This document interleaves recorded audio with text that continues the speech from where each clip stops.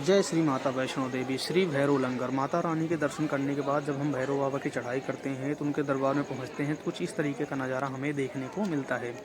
सुबह के बज चुके थे लगभग 6 और मैं पहुंच चुका था भैरव बाबा के दरबार में। यहाँ पर कुछ इस तरीके का नज़ारा देखने को मिलता है। यहाँ से आपको वीडियो आप देखिए, यहाँ के जो प्राकृतिक सौंदर्य हैं वो देखिए।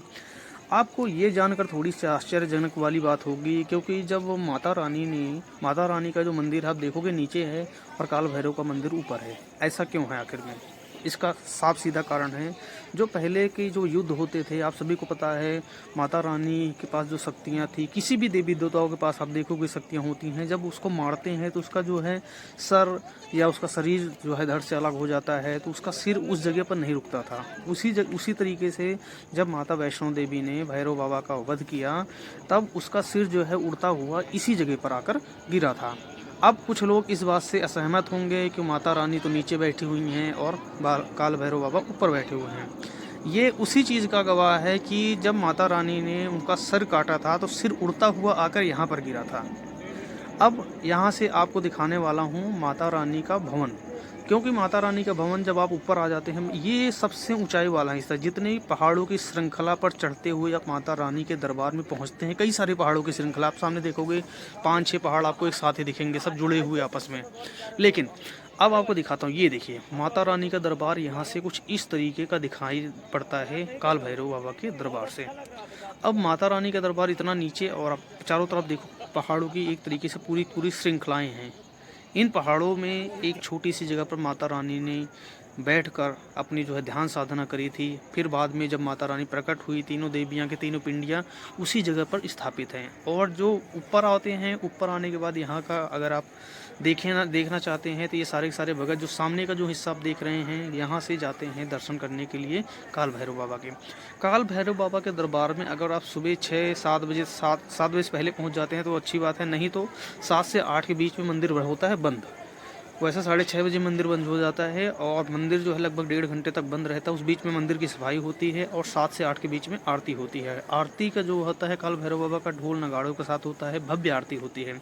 अभी ये देखिए पूरी पूरी जो लेफ्ट साइड में ग्रिल दिख रही हैं आपको खाली दिख रही हैं, अभी आपको मैं दिखाऊंगा ये पूरी पूरी ग्रिल एकदम भर जाएंगी, क्योंकि यहाँ पर भगत आ जाएंगे दर्शन करने के लिए। अभी आपको ये भी दिखाता हूँ कितने सारे भगत लाइन में लगे हुए, लगभग 3 किलोमीटर तक की लाइन लग जाती है, 3 से 4 किलोमीटर भी लाइन लग जाती है जब बहुत ही ज़्यादा भीड़ होती है ये काल भैरव बाबा के दरबार में। तो यहाँ से जैसे हम सीढ़ियों से ऊपर चढ़ते हुए जाएंगे, यहाँ सामने देखेंगे तो जो सेंट्रल आर्म्ड फोर्स के जवान हैं यहाँ पर आपको खड़े हुए देखने को मिलेंगे और यहाँ पे आपको फिर लाइन देखने को मिलनी शुरू हो जाएगी। तो यहाँ से लाइन की एंट्री की शुरुआत हुई, ये देखिए सारे के सारे भगत लाइन में लगे हुए हैं।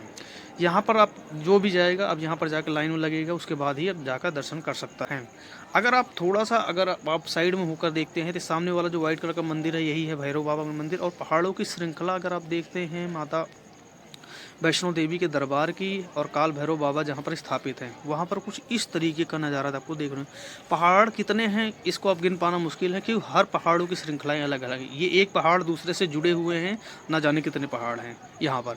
और इन पहाड़ों की इन श्रृंखलाओं से जुड़ते हुए आप कितने सारे पहाड़ों पर चढ़ते हुए माता रानी के दरबार में फिर काल भैरव बाबा के दरबार में पहुंचते हैं। आप खुद भी नहीं सोच सकते हैं कि कितने सारे पहाड़ होंगे।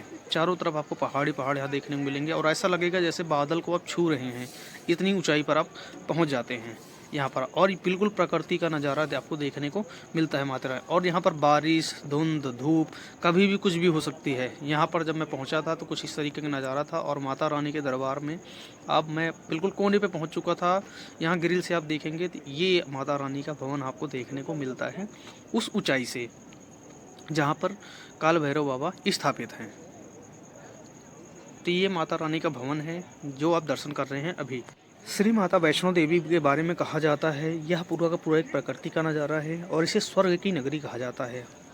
कहा जाता है माता रानी जब भगवान विष्णु कल्कि के अवतार में आएंगे, तब उन्होंने, जैसे भगवान श्री राम ने माता वैष्णो देवी से वचन दिया था कि मैं जब कल्कि के अवतार में आऊँगा तब आपसे विवाह करूँगा, तब से माता रानी यहाँ पर अभी तक विराजित हैं।